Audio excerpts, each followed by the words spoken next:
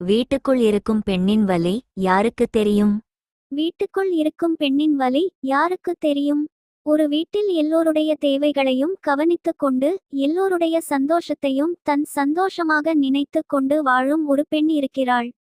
அவள் ஒரு மகளாக இருக்கலாம், ஒரு மனைவியாக இருக்கலாம், ஒரு தாயாக இருக்கலாம், ஒரு மருமகளாக இருக்கலாம்.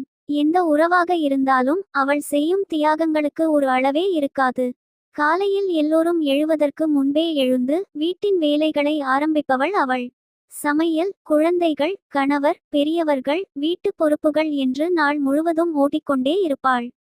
ஆனால் நீ சோர்வாக இருக்கிறாயா என்று கேட்பவர்கள் மிகவும் குறைவு. அவள் உடலுக்கு மட்டும் சோர்வு இல்லை, சில நேரங்களில் அவள் மனமும் சோர்ந்து போகும். யாரிடமும் சொல்ல முடியாத சில கவலைகள் இருக்கும். அழ வேண்டும் என்று தோன்றும் நேரங்களும் இருக்கும். ஆனால் வீட்டில் இருக்கும் அனைவருக்காகவும் தன் கண்ணீரை மறைத்து கொண்டு சிரிப்பாள். எனக்கு ஒன்றுமில்லை என்று சொல்லிவிட்டு மீண்டும் தன் வேலையை தொடர்வாள். அந்த ஒரு வார்த்தைக்குள் எவ்வளவு வலி இருக்கிறது என்பதை பலர் புரிந்து கொள்வதில்லை.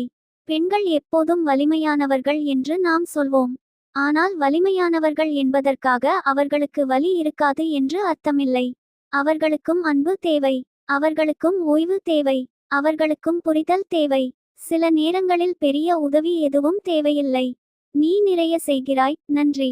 கொஞ்சம் ஓய்வு எடுத்துக்கொள், நான் இருக்கிறேன், நீ கவலைப்படாதே என்ற 2 வார்த்தைகள் சொன்னாலே போதும். ஒரு பெண்ணின் மனதில் இருக்கும் பல பாரங்கள் கொஞ்சம் குறைந்து விடும். வீட்டில் அவள் செய்யும் வேலைக்கு சம்பளம் கிடைக்காமல் இருக்கலாம், ஆனால் அவள் செய்யும் உழைப்பின் மதிப்பு அளவிட முடியாதது. குழந்தைகளின் எதிர்காலத்திற்காக தன் ஆசைகளை விட்டுக் கொடுப்பாள். கணவனின் சந்தோஷத்திற்காக தன் விருப்பங்களை மறந்து விடுவாள். குடும்பத்தின் அமைதிக்காக பல நேரங்களில் தன் மனக்கசப்பை கூட வெளியில் சொல்ல மாட்டாள். அவள் அமைதியாக இருப்பதை பலர் பலவீனம் என்று நினைக்கிறார்கள். ஆனால் அந்த அமைதிக்கு பின்னால் ஒரு பெரிய மனவலிமை இருக்கிறது. ஒரு பெண் கோபப்படும்போது மட்டும் அவளுடைய மனதை புரிந்து கொள்ள வேண்டாம். அவள் அமைதியாக இருக்கும் போதும் அவளை கவனியுங்கள். அவள் வழக்கம் போல் சிரிக்கிறாளா? அவள் உண்மையில் மகிழ்ச்சியாக இருக்கிறாளா? அவளுக்கு ஏதாவது கவலை இருக்கிறதா என்று கேளுங்கள். ஏனென்றால் சில பெண்கள் தங்களுடைய வலியை சொல்லாமல் தாங்கிக் கொண்டு வாழ்கிறார்கள். அவர்களின் கண்ணீரை எல்லோரும் பார்க்க முடியாது, அவர்களின் மனக்காயத்தை எல்லோரும் புரிந்து கொள்ள முடியாது. ஆனால் ஒரு சிறிய அன்பும் ஒரு சிறிய புரிதலும் அவர்களுக்கு மிகப்பெரிய ஆறுதலாக இருக்கும். பெண்ணை மதிப்பது என்பது அவள் செய்யும் வேலைகளை மட்டும் மதிப்பது அல்ல, அவளுடைய உணர்வுகளையும் மதிப்பதுதான். அவளுடைய கருத்தையும் கேளுங்கள், அவளுடைய கனவுகளுக்கும் மதிப்பு கொடுங்கள், அவளுக்கும் தனக்கான நேரம் கொடுங்கள். அவள் எப்போதும் குடும்பத்திற்காக வாழ வேண்டும் என்று எதிர்பார்க்காமல் சில நேரங்களில் அவளுக்காகவும் வாழ அனுமதியுங்கள்.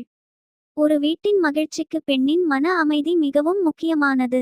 அவள் சந்தோஷமாக இருந்தால் அந்த வீட்டில் சந்தோஷம் நிறையும்.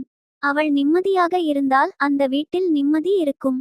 அதனால் வீட்டில் இருக்கும் பெண்களை ஒரு பொறுப்பாக மட்டும் பார்க்காதீர்கள். அவர்களை ஒரு மனிதராக பாருங்கள்.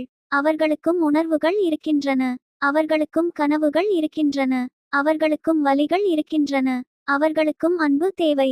அன்பாக பேசுங்கள், அவர்களை புரிந்து கொள்ளுங்கள், அவர்கள் செய்யும் சிறிய விஷயங்களுக்கு கூட நன்றி சொல்லுங்கள். ஏனென்றால் வீட்டில் எல்லோரையும் பார்த்து கொள்ளும் அந்த பெண்ணையும் யாராவது ஒருவர் அன்பாக பார்த்து கொள்ள வேண்டும்.